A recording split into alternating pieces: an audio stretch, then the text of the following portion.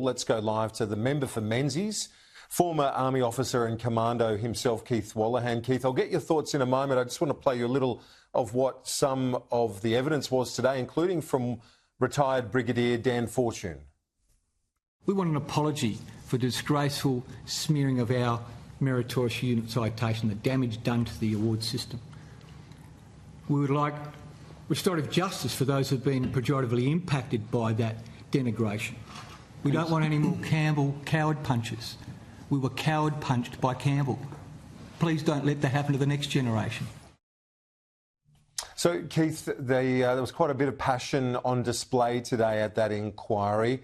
You're someone who's seen it up close and personal. You know many of those affected by those decisions made by Angus Campbell and others. What's your take on where things are when it comes to the medals and citation system?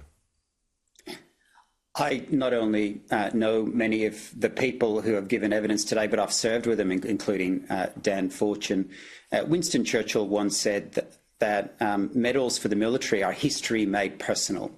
And I think that's an apt way to describe this. The military doesn't like to single out individuals, but we do for bravery, for courage, and for distinguished leadership and service. And it's an important way to acknowledge what happened, but also to encourage those who come next that, you know, if you risk your life or if you go above and beyond, we won't just remember it, we'll acknowledge it. And it's important that for people to have faith in that, for men and women in the ADF to have faith in that. They want to know that the system is fair and it is consistent. So I think to have people heard today, to have their legitimate grievances heard today was important. But I also understand they were heard on another aspect, which is recognising those who were killed in service. And I think that's something we should definitely look at as well. Have you got any thoughts, any broader thoughts as to what you think should happen with that system? I think it needs a review. I think we should always do that after a conflict. I understand in previous conflicts there's been things like end of war lists, that was something that was looked at for Vietnam. Maybe Afghanistan should have something like that. And then you reassess whether the system is fit for purpose for acknowledging those who went above and beyond. But in terms of the killed in service particular campaign, if you were to see people on Anzac Day wearing medals on the other side of their chest, I think we are missing a point which we should acknowledge, is that some of those were killed in action or killed in service. And we've seen that recently with helicopter crashes or other deaths in training or those deaths in service. And I think to have some acknowledgement of that, like the United Kingdom does, like the United States does with the Purple Heart, something like that, I think there's a place for that, and it should be done in a sensitive way and in a thorough way. And I would support that. On to the politics this week, the opposition leader calling for an independent inquiry into when the Prime Minister was told about the caravan terror plot. The Prime Minister says agencies shouldn't be wasting time with that. They need to get on with their investigations. Is this something that that you think people are concerned about, or do they want the federal police and others to be getting on with the job? I think they can do both. Of course, the men and women in our agencies are doing spectacular work, and their successes are often ones that we don't know about. And there are so many attacks that have been averted because of their work and we'll never know about.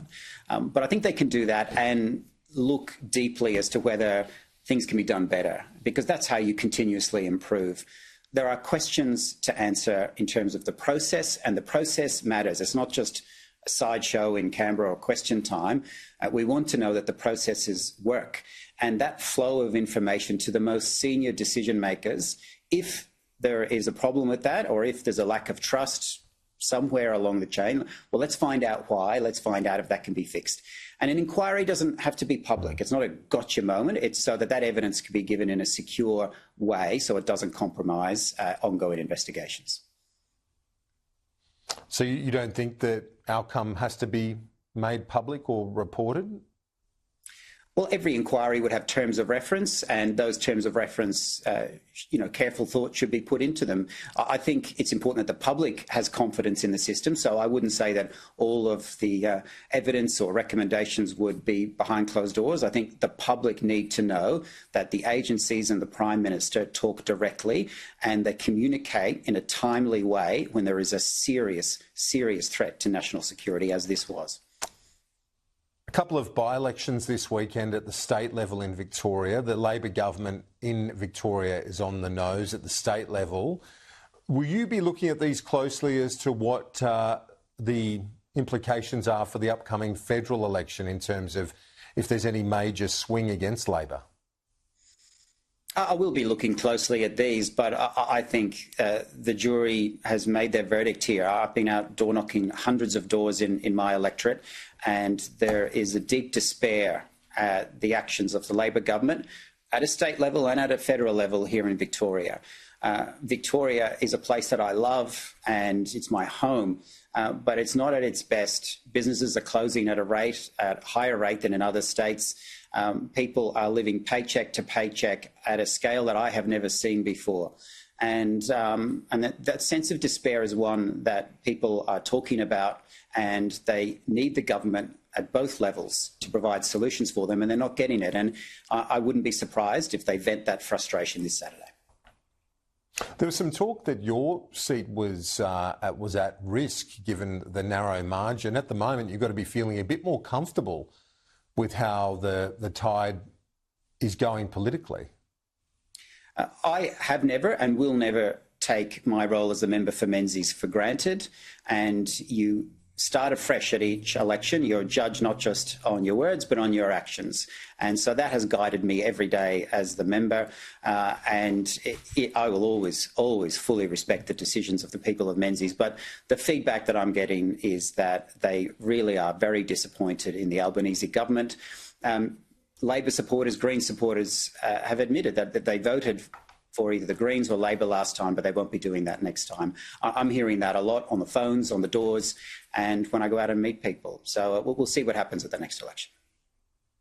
We will indeed. We appreciate your time this Friday as always. See you next week. Thank you, Kieran.